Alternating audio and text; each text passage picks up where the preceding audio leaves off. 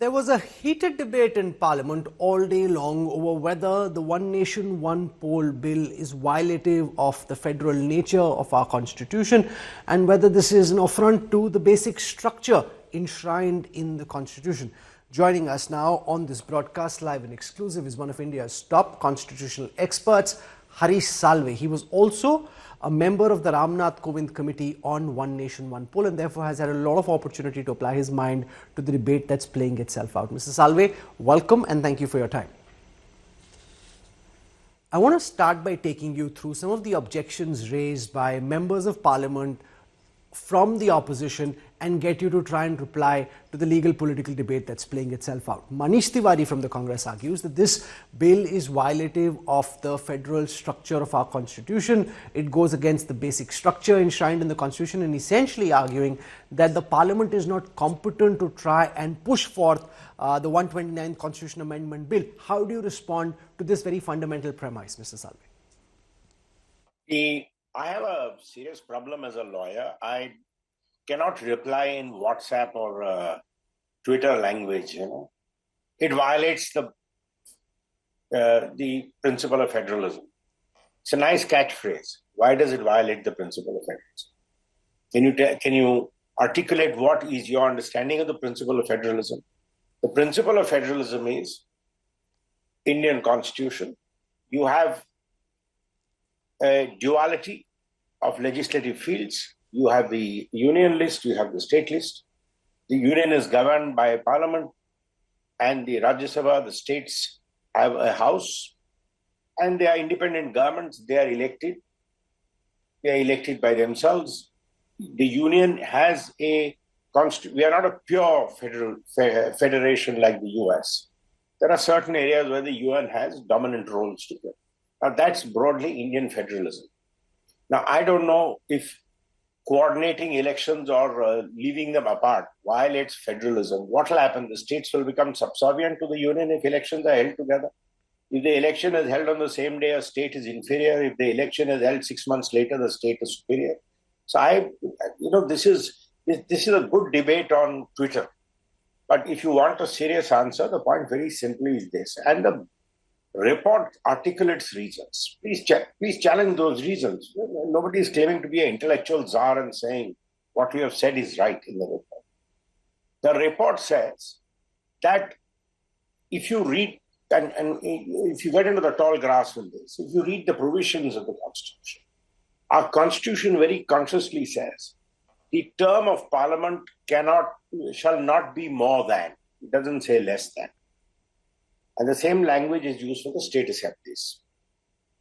What is the broad connotation of this law? This is only saying if Parliament or the state legislature, both are treated on par, once you coordinate one election, once the election is held, the term will be 5 years. If it is dissolved in less than 5 years, the fresh election will be for the balance period. So the state will always be governed by people who are elected by the state. If making a state government fall in 3 years because of political instability doesn't destroy federalism, then saying that if you get elected for a balance period of 2 years, how will that destroy federalism? So, this is the trouble. People learn certain catchphrases and repeat them ad nauseum.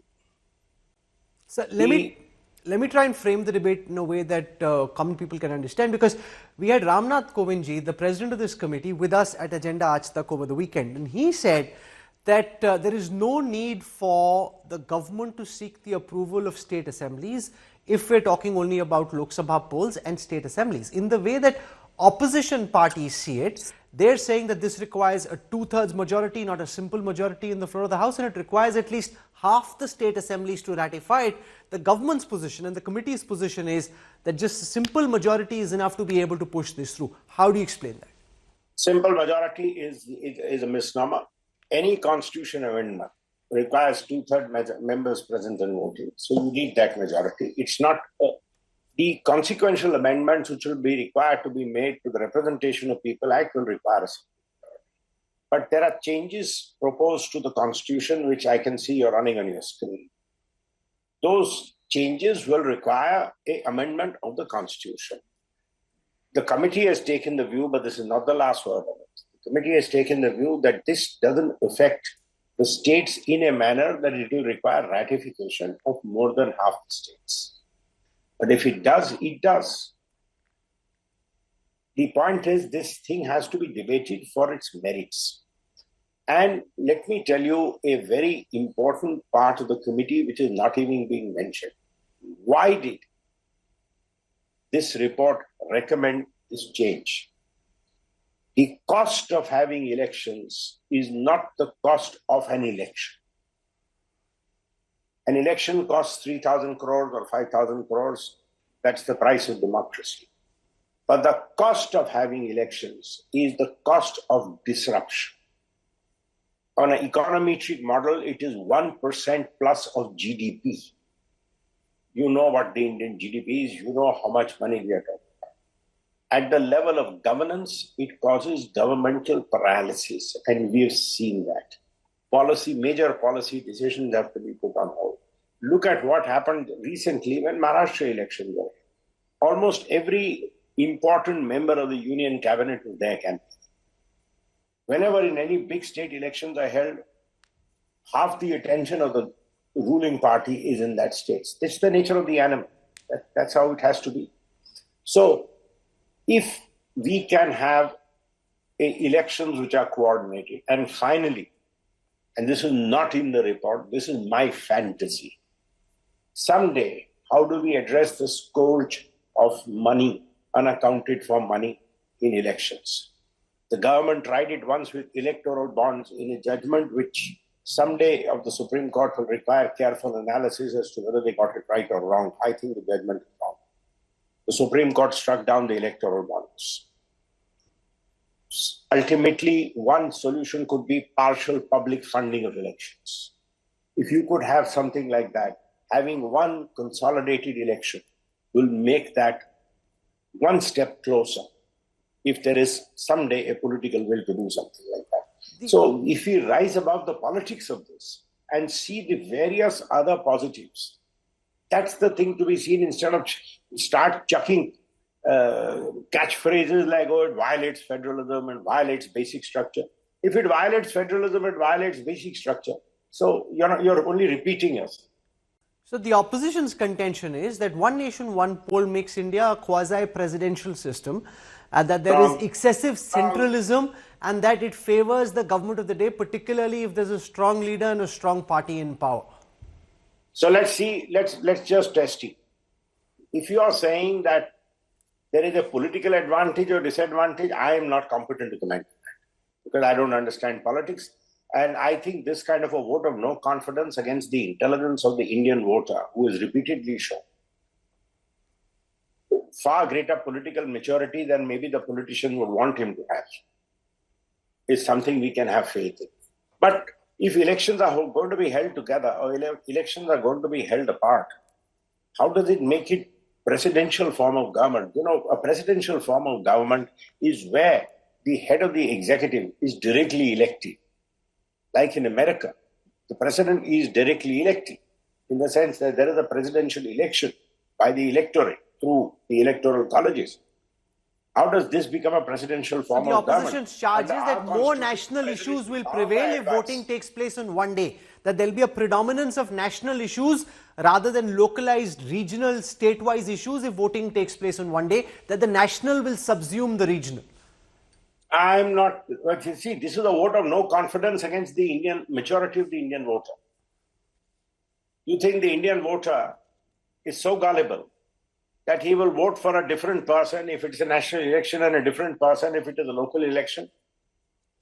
I think the Indian politician must come to terms that the Indian voter has defied their wisdom every time. Whether it be an anticipation of winning a hell of a lot of seats or it's an anticipation somebody is going to lose very bad. We have seen the way elections have gone. You have seen the results at Lok Sabha, everybody was surprised. Now you've seen the results in Maharashtra where everybody is surprised. I think politicians better come to terms that the electorate is far wiser than what they would give it credit for. So, I think this kind of a argument is not really, it doesn't wash with me, it may wash with somebody. You made the argument that a lot of time is spent by top ministers for campaigning during state elections, and it takes away from the task of governance. The counter to that, Mr. Salve, is... And model code is in place in large number of areas. Sure. The counter to that is that frequent elections are also a safety valve in our democracy and a guardrail against excessive action by the central government. So when there's a very strong leader, if he's constantly tested and has to win the approval of people, he will be kept in check by popular impulse. I'm not sure that's right. That's a point of view. I'm not sure that's right. But then if Constitution wanted it that way, it would have kept the parliament for 5 years and the term of the state assembly for 3 years to make sure that there are constant frequent elections. What happens if by accident some of the major states and the union go for election at the same time? Then this will not happen. Then does it mean that the center becomes overpowerful? So, today, let's just face it, today, I think the ruling party is governing a bulk of the states. Tomorrow, if they decide to de facto coordinate elections, they dissolve those governments when the next parliamentary election is going to happen and coordinate all of them. Does it mean that it will change the balance of power in India? So, I don't buy this as a constitutional lawyer, because the Constitution did not have any such necessary disruptions anticipated. This is virtually like saying that although the term of a state assembly should be 5 years, you must keep disrupting it every now and then so that you go back to the people, so that the man is tested. I think this is in the teeth of the constitutional provision, this sort of a mindset.